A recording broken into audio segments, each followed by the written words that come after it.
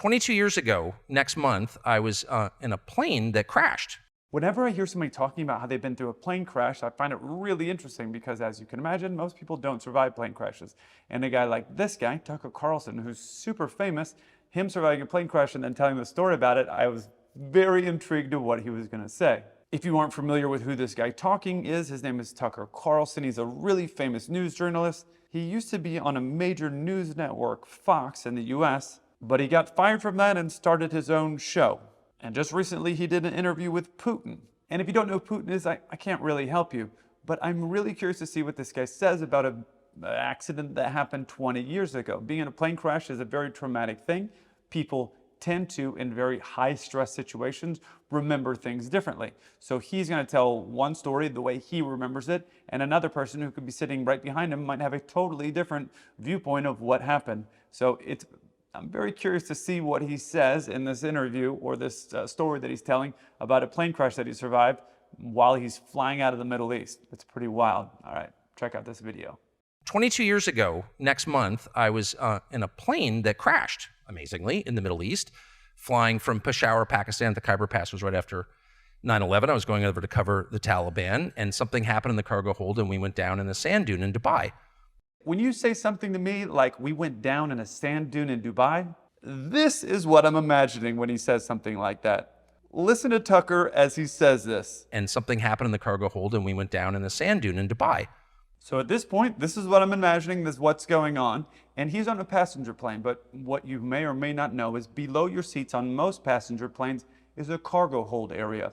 That cargo hold area is where all your baggage goes, but also a lot of airlines, I've talked about this in some of the other videos, but they make money moving cargo. So the additional space that they have, so let's say you have 100 bags, I'm just making up a number, and those bags have a traditional amount of weight that they're going to be, well, then they have freight room where they can take an extra 5,000 pounds of freight, and then they can make extra money on that flight. So they have the passenger seats and your bag that goes underneath there, and then a separate amount of money that they can make moving cargo freight inside there.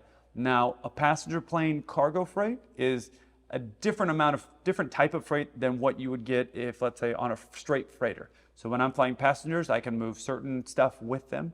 And when I'm flying cargo, I can move other things. Like you're not going to get certain type of weapons and certain battery types will never be on a typical plane that you as a passenger will ride on, but they will put it on a cargo flight. I couldn't find any actual report or breakdown of what actually happened in this, so we're going to take his recollection of everything that happened and see if we can figure out what actually happened based off of what he's telling us. So for reference of what he's talking about is they're flying out of Pakistan. He said they were flying out of Peshawar, and I believe they went through Islamabad on their way down to Dubai. And for a point of reference, just up the road here is one of aviation's most loved people.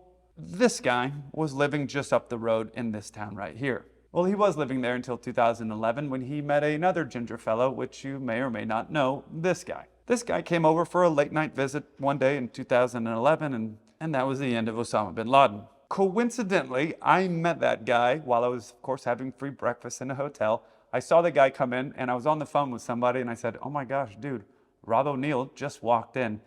Rob O'Neill was part of the task force of guys that went in and got bin Laden. But I saw him from a distance away. I knew exactly who it was, so I let him order his food, and I just went up to him after he finished ordering, and I talked with him. Super humble guy. For a guy that gets to that level of where he got in his career, super humble, really cool. We chatted for just a few minutes, but I didn't want to hold him up, and I didn't ask him for any photos. So I guess what do they say? If there's no photo, that didn't happen. But super humble guy, really nice. I got to talk with him for a few minutes. So it has nothing to do with this story, but I just thought it was funny that this guy Tucker was in Pakistan, just down the road from where bin Laden was, and he was down there interviewing the Taliban. Probably nobody at that time obviously knew that bin Laden was probably just up the road there a couple hours away. So it's just funny, and I thought it was coincidental because aviation. Okay, I'm getting sidetracked. So back to this video, we have Tucker Carlson in a plane like this hitting a sand dune in Dubai.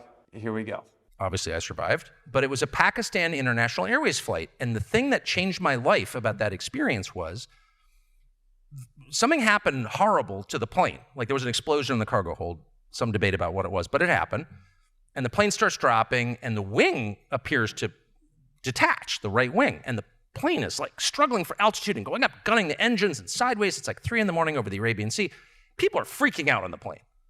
Now, like I talked about earlier, it is a common occurrence in high-stress situations, especially when you don't understand everything that's going on. Your brain will interpret things and hear things and see things differently than somebody else. That's why in a lot of high-stress situations or a bank robbery, they'll interview different people, and different people will have a totally different perspective on what happened.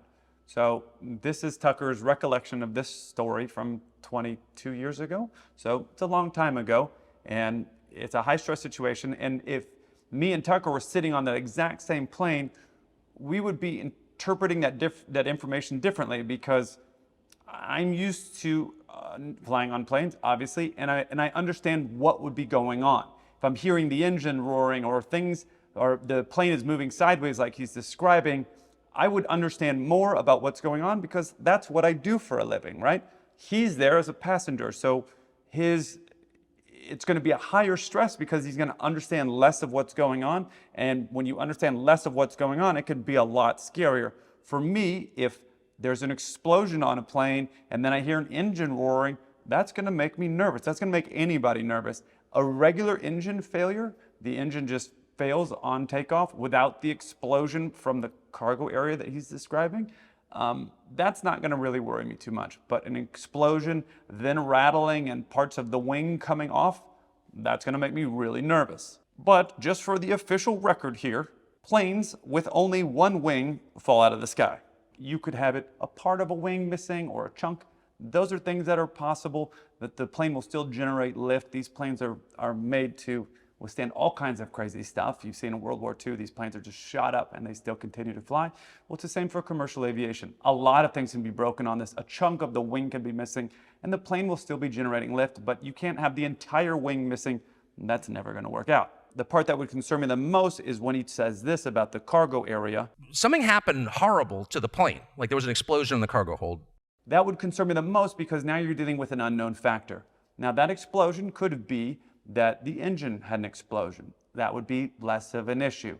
An uncontained engine explosion, that's okay, that's a problem, but that will rattle the whole plane. That will be very scary, but that's different from the actual cargo area of the plane or something in the pressurized area of the plane.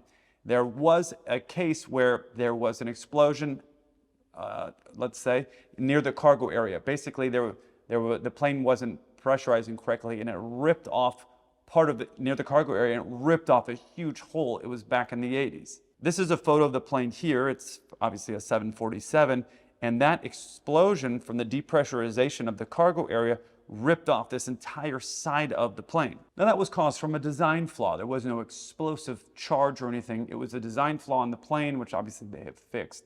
And what happened is when that rapid depressurization happened, that explosion happened, it was in the cargo area and it blew off, and then it damaged both the engines on the right-hand side of the plane and then ripped off a side of the plane. So here you have this plane with this massive gaping hole in the side of the plane that's up in the air, and they were able to come back around with 2 damaged engines on the right side of the plane and come back in and land.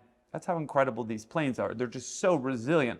So people get nervous about a small thing, but you can see that had a gigantic, enormous hole on the side of it. The engines on the right-hand side obviously ingested a lot of that debris, and the engines aren't made for that. So those engines are in bad shape, huge hole in the side of the plane, and they were able to come back in and land. So it could be that that right engine basically had an explosion and then it rattled, which would rattle the whole plane.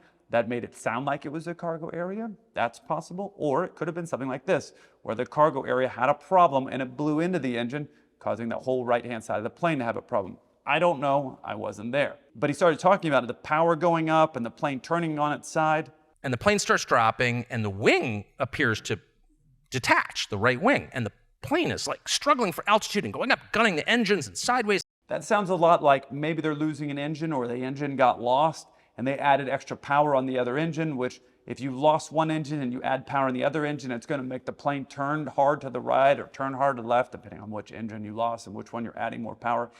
And there's a startle factor. So if you lose an engine, you could end up pumping the other one and punching it up a bunch unnecessarily if you get startled, right? So that makes it more dramatic to you as a passenger in the back. Again, as a pilot, as you're up there and you're reading that information, you have control of the plane. It's a lot less startling. If I'm in the back as a passenger and an engine explodes, that's going to startle me a lot more than if I'm flying the plane, because I can see all the instruments. Okay, what's happened? Oh, we've lost engine number 4. Okay, cool. Now this is what we're going to do. We're going to have a plan of what to do. You in the back aren't going to hear from me because we're going to be first dealing with this plane situation, getting it stable before we make an announcement. We're going to be communicating the pilots about this is what we're going to solve. You as a passenger in the back, like Tucker here, freaking out because you hear explosion, rattling, plane is doing this, turning to the side. You can understand why that would be stressful. All right, here's what happens next. Every person on that plane thought we were going to die, very much including me. I had 3 little kids. I was half drunk, which makes it worse. And we finally come in kind of sideways into the sand dune. The plane's on its side, and I'm in the first seat on the plane. It's a big double-aisle Airbus. And I just had one thought, which is I'm getting off the plane. And it's, totally dark, and you can see burning from the wing. So it's like, it is time to depart the plane. So I hop up, and this male flight attendant stands right in front of me and goes, "Sit down, everything is fine. Everything is fine." You may have missed what he just said about the Airbus. I don't know if you caught this. Big double-aisle Airbus. The plane that this is happening on is an Airbus A300. I think you call it a double-aught. I've never heard the Airbus A300 called that. This is what an A300 looks like. It's a pretty big plane and it holds a few hundred people. And I just never heard it called that before, so don't start calling it that. Now, he is, as we're piecing together his story, partially drunk, which is part of the reason I rarely ever will drink on a plane. I have done it, obviously, as a passenger, for the record. I have drank on a plane before, but I typically don't. One, because a lot of the times I travel in uniform and I'm not allowed to. And the times when I have traveled and I'm not in uniform, I just don't typically do it because I like to be paying attention to what's going on. Flying isn't stressful for me. I get drunk super easy anyways, and I rarely drink even when I'm not flying. I just don't drink very often. I get drunk really easy and then I get a hangover and I'm a big sissy. So I don't like to have that hangover. So this guy's now interpreting this information from 22 years ago when he was partially drunk in a very high stress situation. So these are all going to change his way he's going to recall things. Obviously, when you're drunk, you don't recall things as sharp. He's not a pilot, so it makes a whole other thing, and it's a high stress incident. So we're going to have to kind of piece this thing together based off of what he remembers. Now, you've heard me talk about how important it is to listen to your flight crew despite what the people on TikTok tell you to do. But if the cabin crew is doing like what Tucker is describing here, and this male flight attendant stands right in front of me and goes, "Sit down, everything is fine. Everything is fine." Obviously, you're going to need to get off the plane. There are people who don't do well making decisions and they need to be told what to do. There have been cases where there's been a plane that has crash landed. Everybody or most everybody is alive. And the pilots are shocked. They're stunned. And the flight attendant, the lead flight attendant, often called the purser, they call it different things, but let's just call them the purser. He or she will make an announcement. Hey, time to evacuate. Now that is a very difficult call to make because you, as the purser, the flight attendant, aren't really supposed to make that decision. The captain or the flight crew are supposed to tell you and then you get the passengers off. But the pilots weren't making that decision. They may have been in shock, I don't know. But I know of one particular case where the flight attendant just overrode the flight crew and they started evacuating. And it's a good thing they did because the plane eventually caught on fire. And that flight attendant, she made that call to get everybody off the plane and saved a couple hundred people's lives. So that's one direction. The other direction can go where people get paralyzed when something like this happens and saying, no, everything is fine. Well, obviously, if you've just crashed, based off of what he's describing, into a sand dune, part of your wing is missing and there's a fire on the plane, now it's not fine. However, you have to be really smart about what you do here. He's saying, no, it's not fine. I'm going to get off the plane, which makes sense. But you also have to be very aware of your surroundings. Because if you start evacuating a plane really quickly, before the flight crew has shut down all the engines, you could end up surviving a plane crash, running off of the plane, half drunk, and running into an engine, and you're just going to get sucked up and die. And that's going to be really embarrassing. So yes, there is a time to pass the authority and say, like, no, this is not going, this is not okay. We do need to get off this plane, but you have to be sure that you're making the right decision. You have to use clear-headed judgment when you're doing that and look at things for actually what they are. Not, I see a fire, I want to run away, which obviously you want to get away from the plane that's on fire, but you need to analyze everything that's going on. I see a fire and I want to get away. Like me as a pilot, if I see that, if I'm in this situation, I see a fire, I want to get away. One of the first things I'm going to be doing is waiting for the flight crew or cabin crew to make an announcement and tell me, hey, this is a problem, we're going to evacuate off the left or the right-hand side. Not just evacuate, I'm going to listen. Left-hand side, right-hand side, or they just say evacuate, like get off this plane no matter what. I'm going to listen for that. And then I'm also going to listen, are the engines running? Because if he does what he says here and the flight attendant says, no, everything's okay, which it's clearly not, I'm not just going to run out of the door because I don't know what's out there. If the engine's still running, that's a problem. Now, he's, again, on an A300, and if he's sitting up in the very front, he's a long ways from the engine, but you just have to factor those things in when you bypass authority. That's a verbatim quote. Everything is fine. It was so demonstrably unfine, I can't even begin to describe how unfine it was. And I think just out of pure panic, I ignored the guy, and I opened the door and the slide went up and I jumped into darkness with 4 other Westerners in the front. Everyone in the back though, they were like, oh, everything's fine. And I thought, I've brooded on that for over 20 years. Why did he claim everything was fine? The pilots, by the way, went right out the front windows. Well, they did. Oh, absolutely. Whatever. Good luck, guys. And I think he just couldn't metabolize the change. It was so awful, he just could not admit what was happening right there in front of everybody. Okay, so the part about the pilots going out the front window, probably not. The front window of the planes don't slide. So unless they got into an accident so bad that it smashed the front windows out, they didn't go out that. The plane, the Airbus has, I'm pretty sure, sliding windows. I've never flown one, but sliding windows on the front. So you can open them up and get out that way. Most planes have some type of a hatch to get out or something like that, so the pilots are able to get out in case the door that's behind them gets smashed up and they can't get out. They left a way for us to get out, which, thank you, airplane designers. So my guess is they went out one of those side windows. However, you are, as a pilot, when I fly passengers, one of the things that I review before the flight is the evacuation procedures. When I'm flying cargo, not a big deal. Me and the other couple pilots, we're leaving your next day delivery on the plane and we're out. I don't care. However, if I have passengers on the plane, that's a different thing. What typically happens at most airlines is you'll have the duties get divided. You'll have the captain will be in charge of, let's say, calling air traffic control, making announcements to the passengers, shutting down the engines. The first officer or one of the other crew members is in charge of getting a flashlight. If you're in the water, getting the beacon that lets everybody know where you're at. They're in charge of that, and they're in charge of getting out of the plane first so they can herd everybody together into a safe area.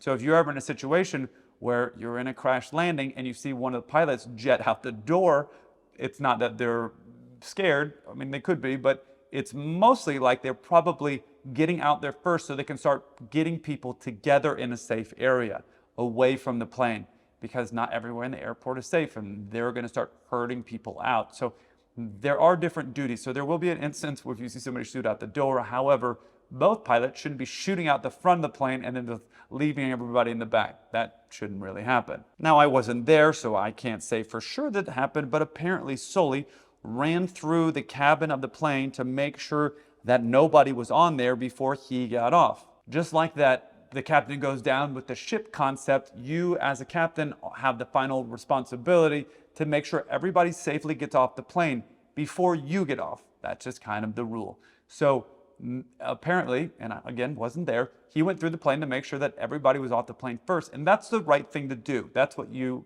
as a passenger flying pilot, are required to do, is make sure everybody can safely get off the plane. Obviously, there's a time and a place where you can't do it and you're not a firefighter, but you need to make a reasonable effort. And if you're just shooting out the front of the flight deck before you're even talking to anybody and just leaving the flight attendants to fend for themselves, which I'm not saying Tucker is wrong here, because I know a lot of pilots that will do that. They would just be like, me first, I don't care about anybody else. There's a lot of pilots that will do that. And culturally, different countries handle high stress stuff differently. So you will have just different countries where the culture will be like, I don't care about anybody else, I'm just doing me. And then you will have other cultures where they'll have more of a take care of everybody mentality. I'm not naming any cultures, I'm just saying different cultures, different people will act differently in high stress in situations. And in some cases, you don't know how you're going to react. And guys in combat, the first time they think they're ready to go, it's going to be fine. And then all of a sudden, they start getting bullets go past them and they just stand there stunned, and you need someone to like yank you on the ground like, hello, like you're going to get shot doing that. There's a lot of occurrences of that. So this part where Tucker's talking about the guy basically going into shock and not being able to interpret the information that's actually going on. And I think he just couldn't metabolize the change. It was so awful, he just could not admit what was happening right there in front of everybody. So he's 100% right. There are people that just will not be able to process that information, or it will take them a long time to process the information. Obviously, this type of thing that happens, it sounds like as they were coming in for a landing, there was either some type of explosion, meaning the engine could have exploded, and that made the plane rock. It could have been some type of a cargo thing, possibly, or who knows what. But my guess is the wing didn't go off. There might have been something wrong with that engine that caused some type of an explosion, which felt like the cargo, because now the whole plane is shaking. So that'd be my guess is what's happened. Something wrong with the engine. If they were still in the air with the engines surging and the plane rocking, I'm guessing the right engine, right fire. So I'm guessing maybe off of that side there was some type of a situation, because it sounds like he heard it from the cargo area, and the cargo area on almost every commercial jet is off the right-hand side. So my guess is the right engine had some type of explosion of some kind, or the cargo area, I don't know, but something off of that right-hand side. My guess would be the right-hand engine had something. And then they're rocking, the engines are surging, and they came in to land. Now, I am pretty lazy, so I didn't look too hard, but I did find this small report which says basically the landing gear collapsed, and then the plane went off the side of the runway, breaking off part of the wing. We won't really ever know because I don't have a detailed report. It's different from, let's say, in the US, where you're going to get a full report, and nobody died in this case, so there's less push from people to find out exactly what happened.